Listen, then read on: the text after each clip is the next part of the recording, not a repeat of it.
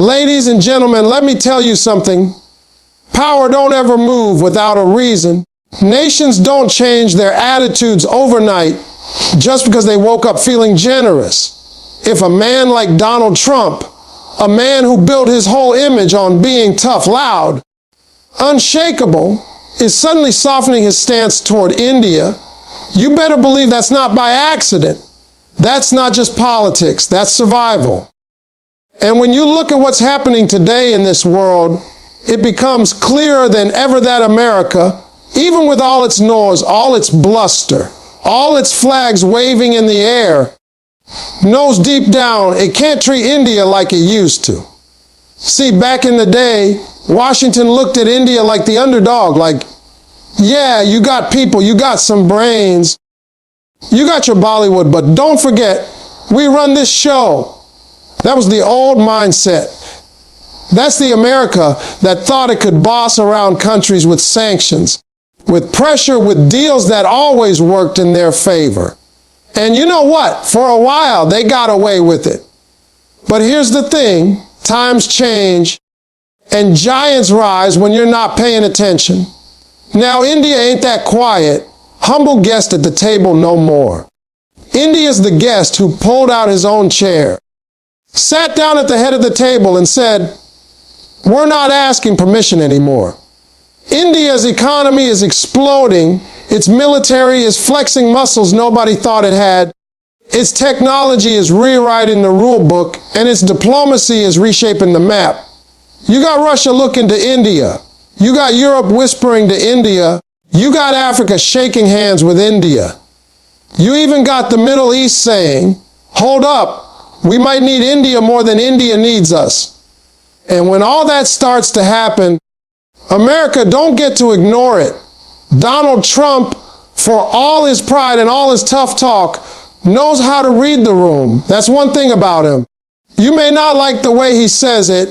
You may not like the showmanship, but don't ever think he don't see the business angle.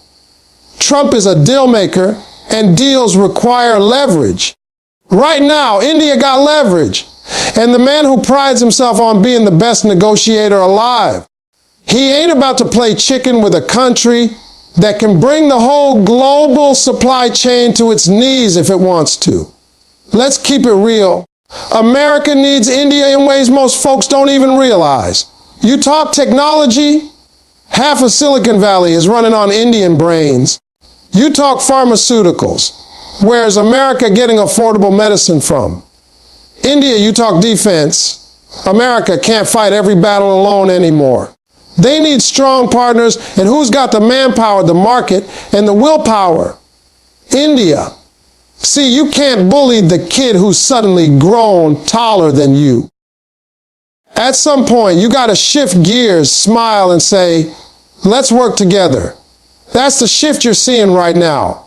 And Trump, he's got that instinct. He knows elections in America are not just about the Midwest farmer or the Wall Street banker. They're about the Indian American community too. And let me tell you, Indian Americans, they ain't just another voting bloc. They're educated, wealthy, influential, and proud of where they come from. Trump saw that when he packed stadiums with Indian flags flying, when he saw Prime Minister Modi walk with him and pull a crowd bigger than most American presidents could dream of. He knows that softening his stance toward India is not weakness, it's strategy, it's votes, it's dollars, it's power. But it ain't just about politics, it's about something bigger. Because America is finally realizing that the world it once controlled don't exist no more. And Trump, whether he admits it or not, knows America can't play the same old game with India. This is a nation that launched a mission to the moon for less than it cost to make a Hollywood movie. This is a nation that's producing millionaires at a rate that shocks Wall Street. This is a nation that can sit across the table from China and Russia and not blink. And if America doesn't soften, if it doesn't cooperate, if it doesn't adjust, it risks being left behind. Trump understands the power of image, and right now, being hostile to India don't look good. The world ain't cheering bullies anymore. The world's watching who respects rising powers, who builds partnerships instead of chains. America got to play smart, not loud. And India is making sure of that. You see, softening ain't weakness when it's calculated. Softening is the art of bending so you don't break. And let me tell you why this matters. Because this isn't just about Trump. This is about the blueprint every future American leader is going to have to follow. The days of America saying, jump, and India saying, how high, are over. Now it's a two-way street. Now India can say, we'll talk, but on equal terms. And Trump knows if he wants to stay relevant in the eyes of the world and in the eyes of voters, he has to treat India with respect, with partnership, with admiration. And don't get it twisted. This softening ain't fake. It's not temporary, it's structural. Because whether it's Trump, Biden, or whoever comes after, America is seeing the writing on the wall. India is too important to ignore, too powerful to push around, too central to the future of the global order.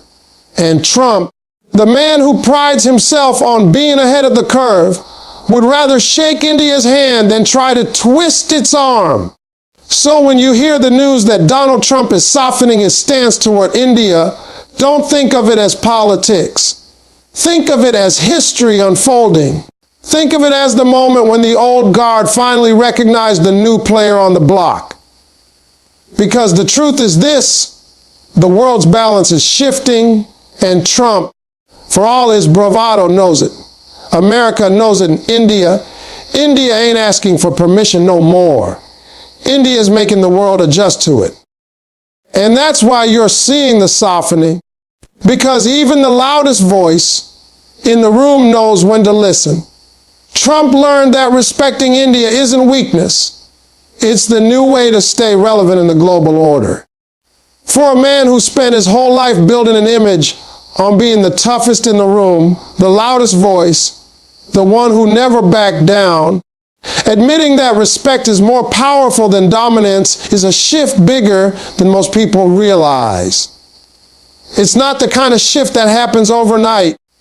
It's the kind that comes after watching the world rearrange itself right in front of you after seeing that the game you used to play doesn't work the way it used to. And Trump, for all his bravado, has always been someone who adapts when the stakes are high, someone who knows when the winds are changing. For decades, American presidents treated India like a country they could either pressure into cooperation or ignore when it didn't fall in line. They saw India as a market for goods, a place to outsource work, a democracy that could be useful but never as central as Europe or Japan. That's the old playbook. But today, that playbook is worthless. India has risen so quickly, so strongly, that any leader who still sees it as secondary is blind to reality. Trump may not be the most traditional politician, but he's a businessman first, and business people know one thing: you don't disrespect a partner who holds the keys to the future. You shake hands, you build trust, and you secure your place at the table. That's what Trump figured out about India. You got to understand, India is not the same country America was dealing with in the 1990s or even the early 2000s. Back then, India was building, struggling with infrastructure, trying to balance development with democracy. Today, it's a global force. It's the fastest growing major economy in the world, a hub for innovation, the second largest internet market, a nuclear power with one of the biggest militaries on earth, and a cultural giant whose influence stretches from movies to medicine to technology. If you're an American president, you can't ignore that. And Trump didn't. He realized that being hostile to India wasn't just a diplomatic risk. It was a guarantee of irrelevance. Because here's the truth: the global order is not what it used to be. The West doesn't hold the monopoly on power anymore. New alliances are being formed. Russia looks to India for balance. China sees India as its only true rival in Asia. The Middle East courts India for trade and energy. And Africa sees India as a partner who understands its struggles. If America wants to be part of this reshaped order, it can't afford to antagonize India. And Trump, with his instinct for power, saw it. Respecting India was not about friendship, not about charity, not about goodwill. It was about survival in a new world where America no longer calls all the shots.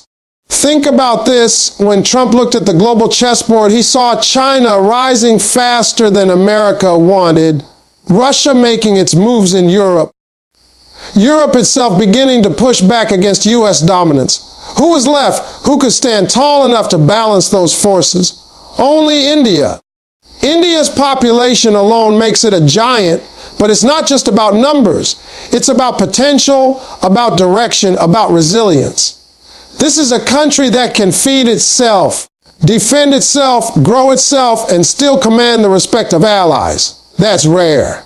And Trump, for all his ego, understood that to ignore that power was foolish. Respecting India meant adjusting the way America plays its role. It meant no more lecturing about how India should run its economy. No more one-sided deals that only benefited Washington. No more arrogance about who leads the global conversation. Respect meant meeting India eye to eye, not from above. And Trump, more than many before him, was willing to do that. He saw the crowds that turned out for him in India. He saw the way Modi commanded respect. And he realized this is not a country to be patronized. This is a partner to be embraced. Now, don't think Trump suddenly became soft. That ain't his style. What he did was smarter than that. He redefined toughness, because real toughness isn't about barking orders. It's about knowing when to step back and build alliances. It's about recognizing that respect is leverage. By showing India respect, Trump wasn't bowing down. He was positioning himself and his country to remain relevant in a world that could easily pass them by if they kept clinging to outdated hierarchies. Respect became strategy. And let's not forget, India holds some of America's biggest keys to the future. Look at technology. Silicon Valley runs on Indian talent. Some of the biggest CEOs in the U.S., Google, Microsoft, Adobe, they're Indian. Look at medicine. America gets a massive chunk of its generic drugs from India. Look at defense. India is one of the top buyers of military equipment and also a producer of its own. Look at space. India lands missions on the moon while spending a fraction of what America does, and it still delivers results. How can you look at all that and think you can arm a country like that? Trump knew he couldn't. That's why he chose respect. Respecting India also meant respecting the Indian American community. That's a group of people Trump knew he couldn't ignore. Wealthy, influential, highly educated, deeply connected to both America and India. They became a political force. When Trump saw stadiums filled with Indian Americans cheering both him and Modi, he saw the future of American politics. He realized this community wasn't just a small block. It was a bridge between the two nations, a reminder that respecting India had direct consequences for respect at home. So the softening of his stance wasn't weakness. It was strength dressed in a different suit. It was Trump understanding that the old days of America dictating terms are over. The future belongs to nations that can build partnerships, and India is the kind of partner no one can afford to lose. Respecting India wasn't about admiration, it was about relevance. Because if America doesn't respect India, somebody else will. And that somebody else, China, Russia, whoever, would be more than happy to build the kind of alliance that could leave America in the dust.